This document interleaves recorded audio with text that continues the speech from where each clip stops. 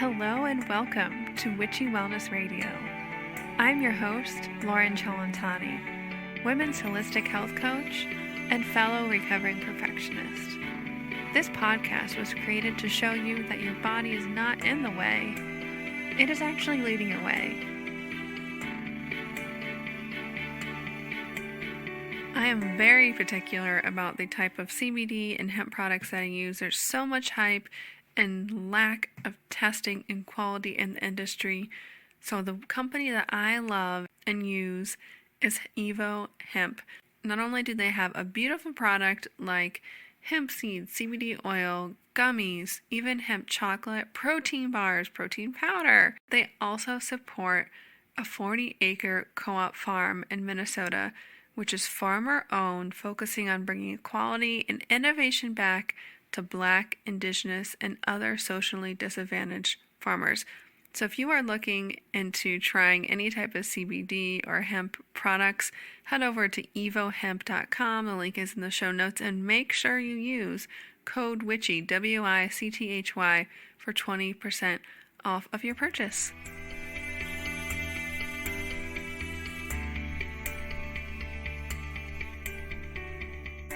Hello, everybody, and welcome back to Witchy Wellness Radio. Again, I'm your host, Lauren, and this is a show you learn how your body and emotions are not in the way. They're actually leading your way. And today we have Reis Paluso on here talking all things breathing, cold exposure, sharing the power of breath to inspire the extraordinary in all of us. More about Reis: from summiting the mountains of sub-zero temperatures, wearing only shorts, to better handling the daily stress of being a father and a serial entrepreneur, breathwork has been the catalyst for Reis to find his inner strength and hone his passions. By sharing progressive yet simple practices to help upgrade one's life, Reis's focus on bringing a multidisciplinary approach to breathing where individuals are empowered to build their own self-regulatory tool kit. I'm so excited to talk breathwork and all things cold exposure today. Welcome to the show, Reis. Thank you, Lauren. Appreciate you having me. It's really excited to be here. And I love talking about all these things. So it's exciting. Yeah, I'm excited too. I've had one other person on to talk breathwork, but not cold exposure. And something that I practice breathwork, let me clarify, every day. Cold exposure, not up to every day. My partner does like the cold exposure. There's something that just turns on when you're doing that. Afterwards, you're just, pun intended, blown out of the water. Yeah. But I would love to hear your story. Like, how did you get into breathwork, cold exposure, like your own hero's journey to now helping other people explore their own practices? Yeah, I appreciate you asking. And really, for me, I have two young daughters, and at the time I was running a digital marketing agency, and obviously the responsibilities and sort of expectations from both of those are pretty high in terms of demand on time and energy and focus and all the things. So, surfing's really kind of been my go-to as far as like being able to be in nature and like connect with myself and obviously move my body and all of those things, and really finding that being a struggle. Like, I was surfing and not really enjoying myself. I was thinking about everything else I had to do, and then also just not really even getting in the water anymore. And I was looking for something to connect with, to make me feel better, any and all of the above. And I heard Wim Hof on a podcast, and that was kind of the gateway for me, was hearing him and just his energy. And I had never done breath work or gotten in a ice bath or anything, but I came home and I told my wife about it, and she had said she was just talking to a friend of ours the day before about breath work and about Wim Hof specifically. So she told me to call him, and I reached out. And he said to me, yeah, I've been doing breathwork for like 10 years. And are you ready for a life upgrade? And like, when someone says that to you, you have to say yes.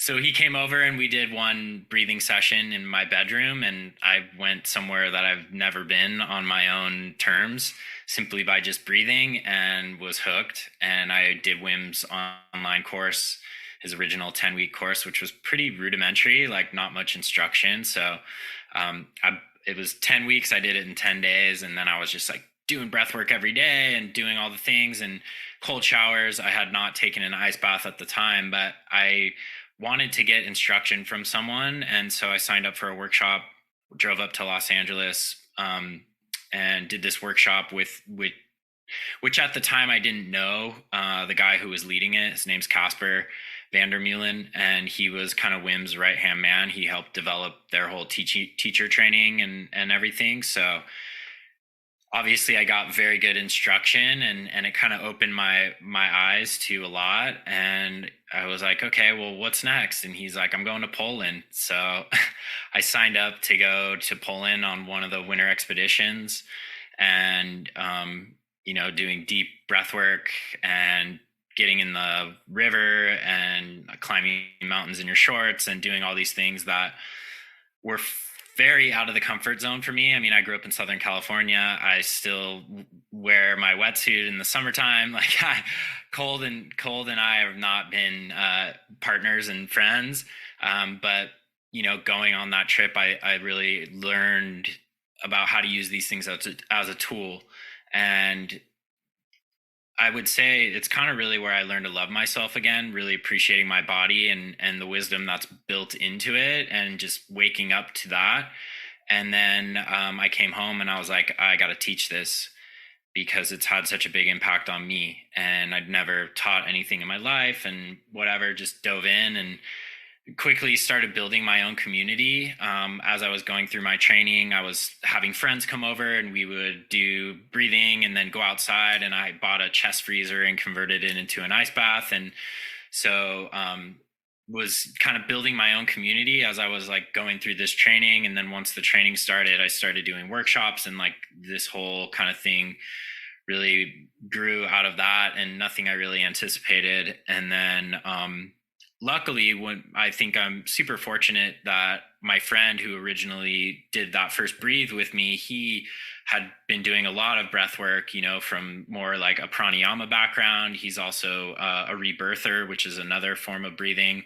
And he's just sort of a very curious explorer. And so I had this influence of him of like, okay, yeah, like I know the Wim Hof method, and that's a great piece, but there's so much more here than just one method or technique. And so through my own exploration, kind of really began to understand all of these different techniques, and then what are like the underlying principles, the underlying parts that connect them all. And so that's really kind of where I teach from. I mean, I still have a special place in my heart for the Wim Hof method. And I think it's a great gateway for a lot of people to come in, because they hear about Wim and he's like this character and he's larger than life. And, so it's a great entry point for people to come in. And then once they experience that, it's like, okay, like there's so much more here. Like the rainbow is all these colors, and we want to figure them all out. We don't want just, to focus on one. So that's kind of really where I'm at now. So yeah, that's been my journey in a nutshell. A lot of other things along the way, but as far as getting to where I am now, that's pretty much it. What a beautiful story. I love hearing, obviously the cliff notes, but the beginning of your story when your wife was like, "Oh, I was just talking to my friend about this yesterday." Like the synchronicities, the hindsight of synchronicities in those moments, just yeah, they Yep. blow you out of the water. Yeah, Yeah, and you just got to be willing to pay attention and listen, right? And that's a big thing that I've learned through breathing. yeah, Is really just like opening up that intuition and that deep listening, um, because of the stillness that you can create with the breathing. It's like, and obviously we can go nerdy science and getting into deeper brain layers where we can actually experience and feel our emotions and all of these things and process that. So yeah, it's just gotta be open to listen and build that awareness. yeah. Have enough courage to listen to that awareness and build it more and more and take those actions. And yeah, Definitely. I really deepened my own breathwork practice I started doing breathwork probably about a year and a half ago, but 9, 10 months ago is when I really started doing it every day, multiple times a day. And the Mm. places, like you said, that I've gone, the energy, I've realized the energy that I can run through my body, um, unlike anything I've experienced before. Maybe glimpses of that through meditation where I've kind of Yeah. gone out of body, but experiencing all of that while still being here in my body just by breathing Yeah, it's really is, unexplainable, right? yeah, Like you can't really explain what it's like, how it feels until you actually do it, and to think all we're doing is breathing, like that seems really weird because all we're doing is breathing all day long. But it's this difference between consciously breathing and then being an autopilot. And I think yeah, that's really where we need to put more attention on our breath more times during the day, because it's a great indicator for where we are in the moment. And once we are aware of where we are, then we actually can make a conscious decision or choice as to where we want to go and how we want to respond rather than react. So, yeah, I mean, I've had crazy psychedelic experiences. I've had full out of body, like watching myself on the ground, breathing. I've had definitely gone back in time and experienced things from my past and probably before my time. So there's this interesting like play between being like this spiritual practice with, we can go very far into the woo oh about yeah, it, but then what I love is that there's this really deep rooted scientific part of breathing that we can put into play so that it it just has this bridge right between the two worlds, and so anyone can connect to it, whether you're more on that spiritual side or you're more on like the very analytical scientific side. Like we can talk to both ends of the spectrum there, and we can meet in the middle, because if you're on that very scientific side and then you experience the breathing, you're going to move this way whether you want to or not. It's just going to happen. And I kind of came in somewhere in the middle, probably not really realizing how much I liked the science, but was kind of more like seeking like this deeper spirituality within myself. But then like as I learned more and more, I was like, whoa, I actually really like this both ends, and you know I can explain certain things that I'm feeling, and then there are other things that maybe aren't as explainable. But yeah, it's a very fascinating thing, and breathing is so simple, right? Like we're doing it all the time, and literally it's just an inhale and an exhale, and but there's so much complexity under the hood once you get down and dirty with it. So yeah, it's it's a no wonder that it's like becoming very popular. oh yeah, and it's easy to do, so to speak. You just listen if you listen to a guided meditation or you're counting yourself, just the awareness of your breath. Yeah, Um, for me, I think it's especially if you're new to mindfulness or even meditation, I feel like it's I guess for the ego, it seems like it'd be easier because all you do is just, oh, let me just listen to my breath. All am I doing is breathing. I don't have to do anything else other than, focus on my breath and away you go. But yeah, before I would love to start talk about the science behind it because we can go woo all the way till the cows come home here. Um, but there is a lot of science behind breathing. yeah. Um, I just finished a few months ago. I think it's literally just called Breathe. Is it James Nestor? Breath, yeah. Breath. Yeah. Breath, the new science of a It's lost like, art. Yeah. yeah, Yeah, James crazy. James killed it with that book. I mean, what a gift to the breathing community. Obviously, very good timing. It came out, right mid pandemic when Yep. we're in this, time of being very aware of our breath and being in a respiratory virus. So, yeah, I think that book has been a major gift to the breathing community as a whole, and I think just to the health and wellness world, and everyone in general. Like anyone can read that book and be like, wow, this is really cool. And he does such a great job of weaving, this anthropological look at humans with the science, with the spirituality, and everything in between. And obviously doing his own exploration and sharing that, which is pretty fascinating.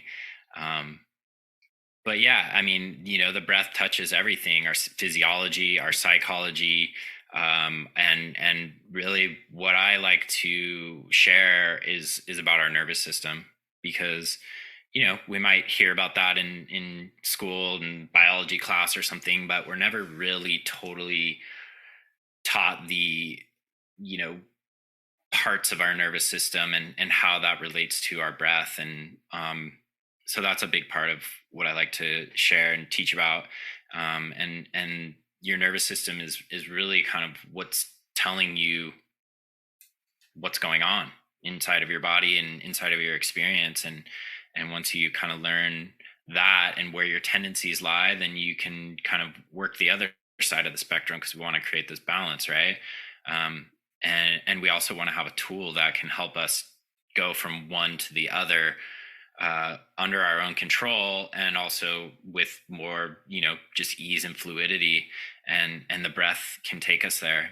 I think we hear so much about down regulating and slowing down and really going into this parasympathetic state, which is important. I think society today has us just redlining all the time. We live in this culture where it's like you just got to grind and you got to keep going and move fast and all of those things. And so obviously going to the opposite end and slowing down is super important.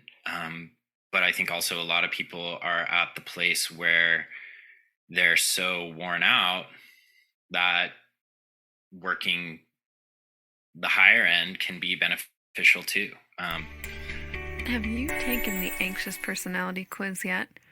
Real talk. Not all anxiety is created equal, nor can you manifest the same way with it. Yes, that's true. You can manifest with your anxiety. I created this quiz so you can figure out how your anxiety manifests in your life, your emotions, your thoughts, and your actions. And when we have more insight into what are triggers and how to catch them faster, we're able to make lasting change and amplify what we want to manifest in our life. You can find out your anxious personality type at anxiousquiz.com. Learn to embrace and manifest with your anxiety today. So it's really this interplay of and balancing act of, knowing when and where and why to do these different practices, and what works for you. Because something that feels really good in my body, it might feel totally different for your body. So that's why learning the science and understanding these different ways to breathe, and then the different ways that it can impact our various systems, then we really become our own alchemist, right? We can learn what works for our body specifically, and then you can kind of adjust and modulate from there. And that's my goal, is really for people to be empowered to figure out what works for them. Like I'll lay out the baseline principles and fundamentals, and then I will help you figure out how you create your own toolkit that is specifically for what you're trying to do, your goals, and all the things you're dealing with. So yeah, it's just a kind of the ultimate rabbit hole, as I would say. It's like once you kind of peek your head in, you're like, whoa, this is way bigger than I thought, and there's so much going on here. And it just becomes this constant exploration and curiosity of learning your nature and understanding your nature, and then being able to really step forward as the incredible, extraordinary human that you are. Wow. Yeah. I'm going to end the podcast right there on that last sentence. Yeah. Well, and that's the thing too, is like, I'm not doing anything, like No. You're doing it, right? Like, and so often people want to just like pass off the the baton of like, oh, you helped me so much. And it's like, yeah, well, I just shared some things that rang true for me that I then began to explore for myself. And now it's becoming true for you. And that is because you were curious enough to try something. And that's really all we need to do, is just like continually try. And what an incredible time in history that we live. I mean, obviously we can go down the rabbit hole of all the different things that are wrong with today, but then we look at where we're at, and with, our understanding of science and neurobiology and physiology and all of these things, and then the access that we have to technology and tools, and even the apps and stuff that we have on our phone that can help us. Like, it's a really powerful time to be like figuring this stuff out, because we want the easy way. And what's easier than breathing, honestly? Like, yeah, you can take a pill and that might be a little bit easier, but like literally sitting here and focusing on your breath for even a minute can totally change. Even one breath, honestly, can totally just change you in that moment. And so I think, to me, it's pretty simple. Yep. Keep it simple. I'm thinking about, I'm more of a pranayama experience before I got into breathwork years ago. I've been practicing yoga for like 10 or 15 years. And around that time, I had like the spike of anxiety for like a year, chronic, multiple panic attacks a day, starting of my own journey, right? I thought it was a dark night of the soul. It was the first of many layers to come back. And the one thing that helped me was alternative nostril breathing to calm me down, balance my two hemispheres of my brain, regulate my nervous system. And I didn't realize that how powerful breath work was until years later. And my first real experience was at a yoga studio. It was holotropic breathing, which I'm assuming it's kind of the same as rebirthing that you mentioned earlier. Is it? It's a little bit different. Okay. It's a little bit. I don't want to use the word aggressive, but it's just it's a little aggressive. bit more full on. Yeah, it's aggressive. So try not to scare anyone. Yeah. So my first experience of breathwork was like an hour and a half of just breathing in and out, circular breath, in and out, in and out, and the amount of emotion and energy and trauma release, and I would say energetic downloads, and even psychedelic experience that I had was great. It was very intense. And it wasn't until years later, after I was in really deep meditation practice, I got back to Wim Hof. I learned more about Wim Hof and Soma breath work, which I love Soma because they integrate a lot of all the different kinds like you do, depending upon what you need. And I totally agree with what you're saying, but I know me. And once you understand kind of what you need or what you're working through, sometimes what you need and what feels quote unquote good on your body is to make yourself feel uncomfortable, to push past that, whether it's through cold exposure or breath retention. That's how you build that inner fire, the courage, the inner discipline, the solar plexus chakra, awakening that energy. And technology. I mean, I have a pulse oximeter for my finger that syncs Bluetooth to my phone. It was like $20 on Amazon, right? So you can actually measure, you could get biofeedback from your breath work to see, am I really holding my breath? Am I really exhaling all the way? And some days you think that you are just like, oh, I nailed it. I got my oxygen level below. No, it's still 90, 85% oxygen. But yeah, the technology makes it easy, but I've also found myself having to balance the technology and not using it because I get competitive with myself.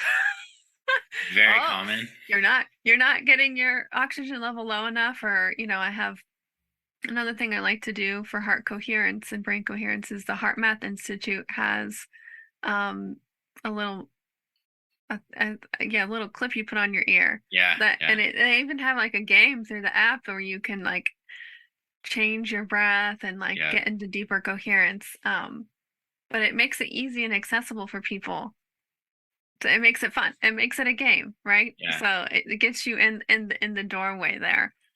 Yeah, and I think those tools are really great. But again, like you kind of said, like not creating a dependency on it. Like I'm using it to train intuition, right? You like I have an aura ring, and I I kind of use it more to train that intuition so that I can like wake up in the morning and just check in and even do something with my breath to then know, okay, yeah, like this is how I feel, and this is what is possible for me today. And by doing that enough times and then using the data to confirm or deny, then I start to really learn my body, and now I can just like look at my ring in the morning, and before I could guess, my sleep score and recovery score within a couple of points. So, it's kind of the same thing, like using a pulse ox, like holding your breath for a certain amount of time and getting your, into a hypoxic state, which is where you have low oxygen. Like you can figure that out over time as to how that feels in your body. But yeah, you don't want to get to the point where it becomes competitive, which is interesting with the Wim Hof method. When I first started the original course, they would have you doing push-ups on your last breath hold. So you would hold your breath and do push-ups. And I got so competitive with it. I was like all in on the push-ups. And like when I first started, I could do like 20 push-ups, I was like, ah. And then by the time I like trained up, I was doing like 100 push-ups while I was holding my breath. And then it just like became this thing that I got obsessed with. And I was like, I gotta like stop and put that aside, because that's all I'm focusing on. I'm not like actually feeling how good I feel. And same with like the breath holds too. They have you timing your breath holds, and then most people get to a certain point and then they plateau for whatever reason, and then it becomes this thing like, oh, it's not working. And our bodies are so smart, we adapt so quickly, and the sensations and some of the things that we feel in the very beginning of doing breath work sort of fade away, because our body becomes intelligent and knows what's coming, and so it's not like throwing out all these things at us to kind of distract us. And so yeah, it's one of those things, like even though you feel like, oh, okay, it's not working anymore, oh, it's working, it's definitely working. It's just you have to find other ways to kind of track that. I love having a breath journal and writing down my breathing sessions, and I have a bunch of little check downs that I like to write down of things that I was thinking, or images that I saw, or how my body was moving or not moving, so different little pieces. And then over time you can kind of like check in and see where those things have changed, and how you've changed. And then also, like, to go back to your point about like the discomfort, right? I always say the magic is typically on the other side of the discomfort. And as human beings, thinking about thousands of years ago or whatever, when we didn't have refrigerators, we didn't have temperature controlled rooms, we didn't have all these like modern luxuries at our fingertips where we could just go get food whenever we needed, or we could warm up super quickly. Our bodies were under stress, and we need that stress. Yes, we talk about stress all the time and how bad it is, and long term stress that we get from life, like phones and information and all the things, like, yes, that toxic stress, we don't want that, but we need these short term little intermittent stressors on our system, which actually make us stronger, like breathing, like cold exposure, like fasting, like getting in a sauna. That makes our body more resilient. And there's a certain threshold that we need. If we don't have enough and we're super sedentary and we're not doing anything, then we become weak. And then if we're too much in this toxic, constant stress, then our system just gets totally blown out. So we need to kind of play in this middle ground, and then soon that grows and grows and grows. And then those other parts, kind of get pushed a little bit smaller. So, I, it's the ice bath is a funny one, because no matter how many times I go in, it's like as soon as the thought comes in, like, okay, I'm going to take an ice bath, and then I go through the checklist of 1,000 things that I should and could be doing otherwise. And so it's like, that whole thing plays every time. And then, I standing there and I'm like looking at it, and I can kind of feel the breeze coming up from the cold, like not trying to touch the coal or anything to scare myself. But and then, that getting in, it's uncomfortable. But then we figure out how we stay in the discomfort, and then before we know it, our body's intelligence takes over, and boom, next thing you know, you're in that ice bath for 2 minutes and you're like, whoa, that felt like 10 seconds. So having some stress on our system, but it's more these like short-term intermittent stressors that we actually consciously are doing to ourselves are super important. And getting comfortable with being uncomfortable is super important. As kind of counterintuitive and weird as that might seem, that's kind of where we're seeing coming out of like the longevity world is all of these things. And yeah, it's fun to play with it all. Yeah, and I will say, during takes a lot of willpower and discipline as well. But after I get out of cold exposure, cold tub, the amount of endorphins, like you Yeah, feel like Superwoman or Superman most of the time when you get for out. It's sure. just like, this is what it feels like to be alive, I've never taken an ice bath and said, oh, I wish I didn't do that Yeah, today. yeah, yeah. Yeah, you feel this crazy spark, and it's just like all the no matter what was going on, it's totally gone, and you're just like, okay, yeah, I'm moving forward and as a different person. And it's a great, incredible tool, but you gotta get uncomfortable. Yeah. Oh, yeah. It never really gets that much easier. It's like you kind of know the process, so that makes it a little bit easier. But as far as getting in and all of those things, it's like that self-talk really wants to start getting loud, and just like, okay, turn that off and going there. I know what it's going to feel like at the end, and so I just got to keep my mind on that. And also, when you get in, it's like it's this such a powerful stimulus that you can't be anywhere else but right there.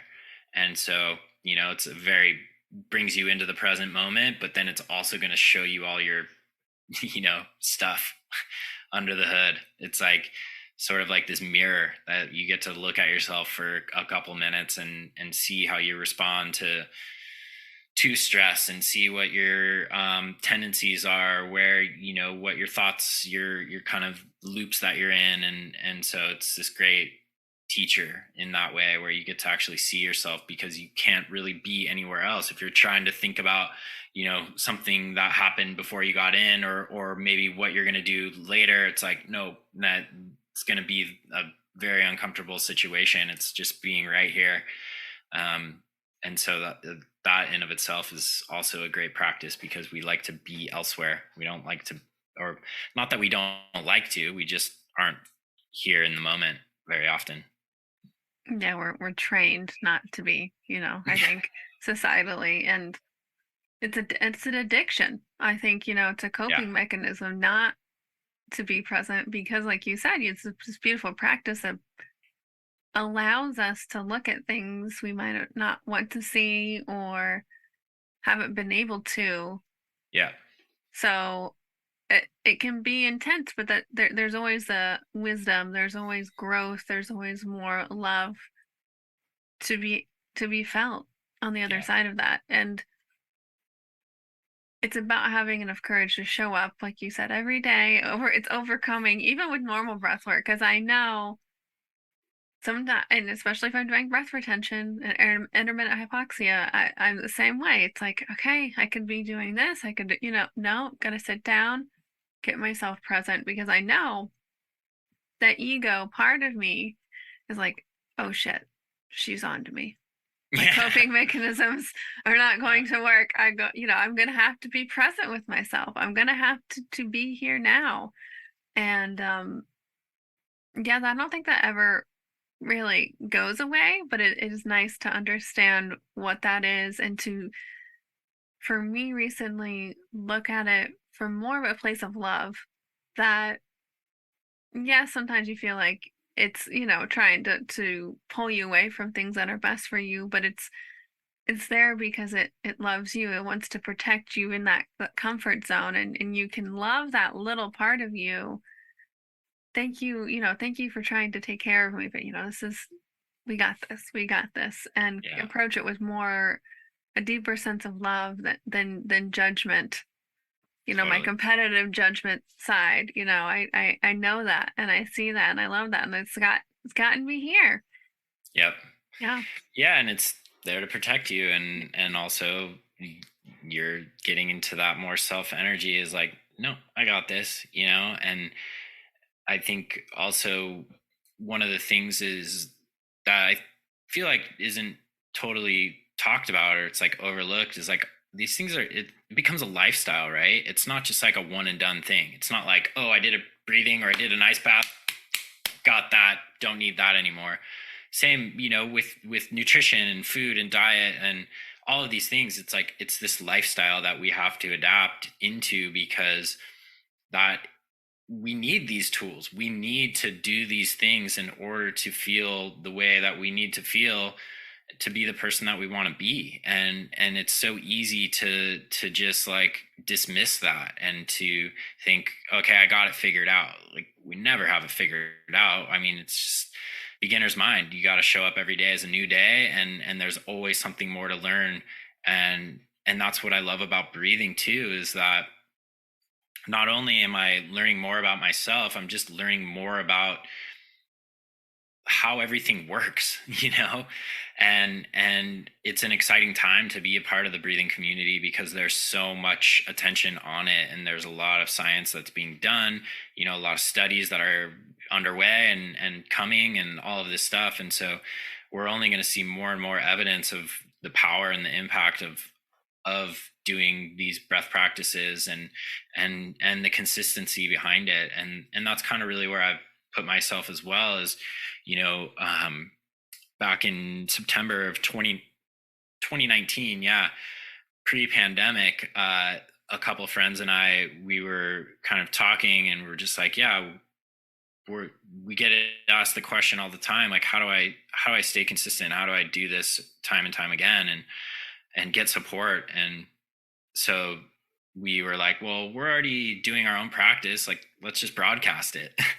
So we started a Facebook group, and started like our own little membership platform, and started broadcasting our breathing sessions. And they're all like 15 minutes long, and it was really just like, hey, come start the day with us.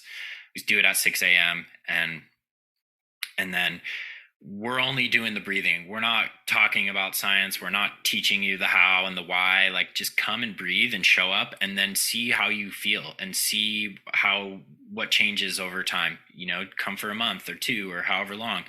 And from there, we just started to build this little online platform, and over time, people were like, okay, like, I get it, this works. Now we want to know what's going on. So we started teaching courses, and then people took our courses, and they're like, okay, now we want to teach this. So we started a teacher training. And so, we've built this whole online community, and then now we're starting to bring people together in person. We host retreats and do in-person workshops and all sorts of stuff. And so it's been quite a journey, but really with this goal of like, hey, let's help people build consistency, because that's really where it compounds, right? It builds over time.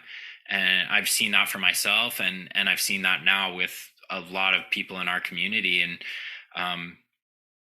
so yeah, that's been kind of also really where my focus has been on, is building that platform and that community. It's called Our Breath Collective, and we still do our daily breathes. We've got about 20 instructors that have come through our teacher training that are now guides. We've had about, I don't know, 50 different people come through our teacher training. We've done it 2 years now. And then, yeah, we teach all sorts of courses and workshops, and our retreats are super fun. We were just in Costa Rica last month, and then we've been going to this amazing spot in Los Angeles, in Topanga Canyon, which is kind of like this weird place in LA that you wouldn't even feel like you're on another planet, kind of. So we've been going there. We're doing our 5th retreat at this property end of September, and then, yeah, we'll see where we go, but it's been a lot of fun. Awesome. Yeah, you took my next question out of my head. I was like, There you go. There you go. When you tune in, you're present. You just answer without even me having to ask. Yeah. Yeah. Thank you so much, Reese, for coming on. Was there anything else you feel called to talk about before we start to close the show down today? Yeah, I would just challenge people to take a moment, even if it's once per day, and just notice your breath. What is it doing? What is it showing? Does it feel like it's connected to an emotion? Literally just close your eyes and just pay attention, and feel it, and see where it takes you, or see what it tells you. And that's really where it all starts, is like this awareness. Once we become aware, then we have an opportunity, and go through our day probably without ever even noticing that we're breathing. So even just one time where you just stop and like, okay, feel my body moving, feel the breath and air coming in and out of my nose, feel my state of being, my emotions, and then soon enough, you do that enough times, just once per day, and then you're just moving through the day and something happens and you're like, oh wow, I'm breathing like this, and so you just start to build this, again, intuitive sense of just tuning in and checking in and being aware. And from there, you can really then use your breath to go in a different direction. Beautiful. And I will say, create your new life, or create who you really are. Be who you really are is Totally. what the biggest takeaway that I've had since starting my own breathwork practice. So 100%. thank you so much for coming on and speaking your truth and sharing some breath wisdom with us all. How may we, the listeners, as a huge act of gratitude, be of service for you and return today, Reese? Yeah, you can go to ourbreathcollective.com and check it out. If you want to try out our daily breathes, you can use my name, Reis, and you'll get $10 off your first month. You can follow us on Instagram, Our Breath Collective. We share a bunch of content there and kind of all the updates as to what we're doing. But yeah, I think just being of service to yourself and just taking that pause in that moment to check in, and even just taking a nice slow breath in and out through your nose. Just one breath is sometimes all it takes, just to create a little space, a little pause between that, response. Rather than reacting, you want to respond. And sometimes all it takes is just 1 second, one moment to just slow yourself down. And then you can step forward as that best person, like you were just talking about. So that would be it. Awesome. Awesome. Awesome. Thank you so much again for coming on. I really enjoyed taking a deep breath into breath work. Awesome. Thank you so much for having me. It's great chatting with you, and appreciate your excitement for it all, and for bringing me on. So appreciate it. And remember, open up, surrender, trust, and let your body